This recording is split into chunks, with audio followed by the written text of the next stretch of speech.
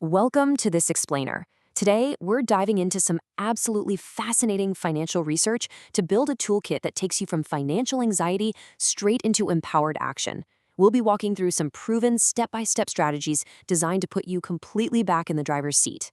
So, let's just jump right into it. How exactly do you budget when there is barely enough to go around?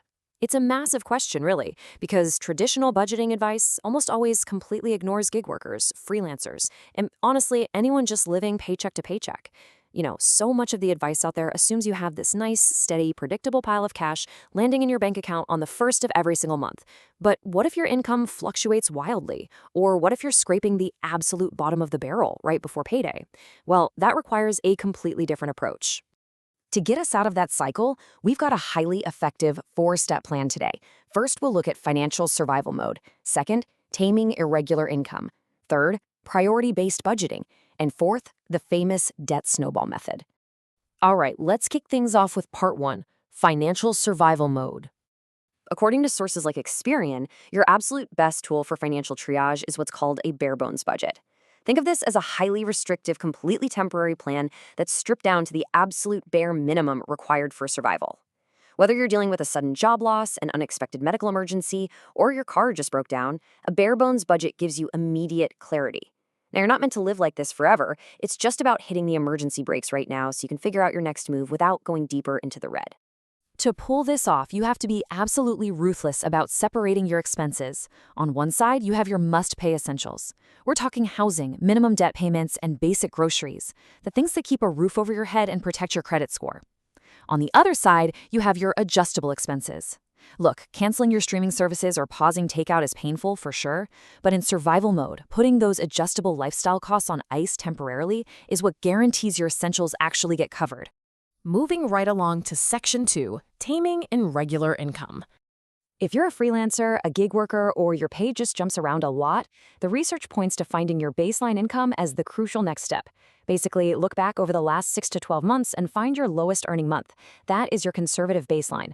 A lot of people try to budget based on their average income, or worse, a really good month, but that just leaves you completely scrambling if you hit a dry spell.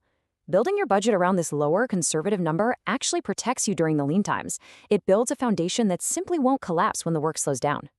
And to put this into practice, the experts suggest this really brilliant two-account system. All of your fluctuating income goes straight into an income holding account.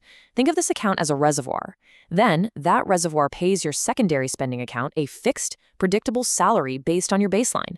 So, when you have a massive month, all that extra money just sits in the reservoir. Then, on the first of the month, exactly your baseline amount transfers into your spending account, and you live solely off that. You're basically artificially creating the stability of a 9-to-5 job. It totally smooths out the wild peaks and valleys of gig work. But hey, what happens when that reservoir really starts filling up from a few high-earning months? To stop lifestyle creep in its tracks, data points to this awesome percentage rule of thumb to automatically distribute your extra cash. It goes like this.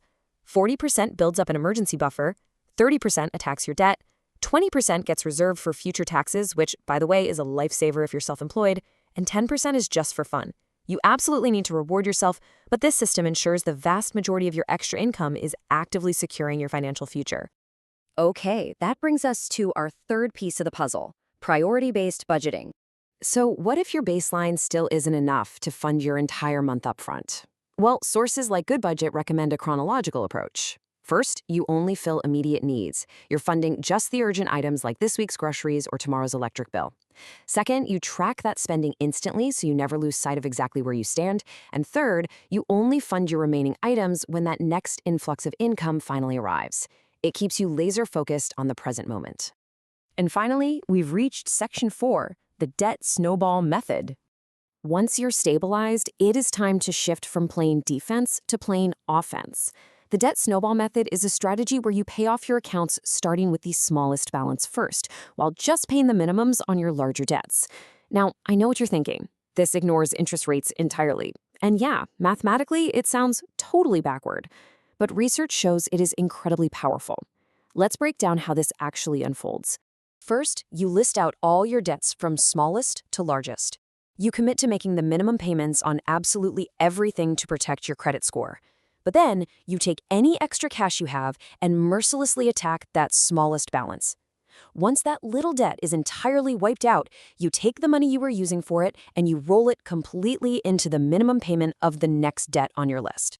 When you lay this out month by month, watching those balances hit zero one by one is literally like watching a snowball gather speed as it rolls down a hill.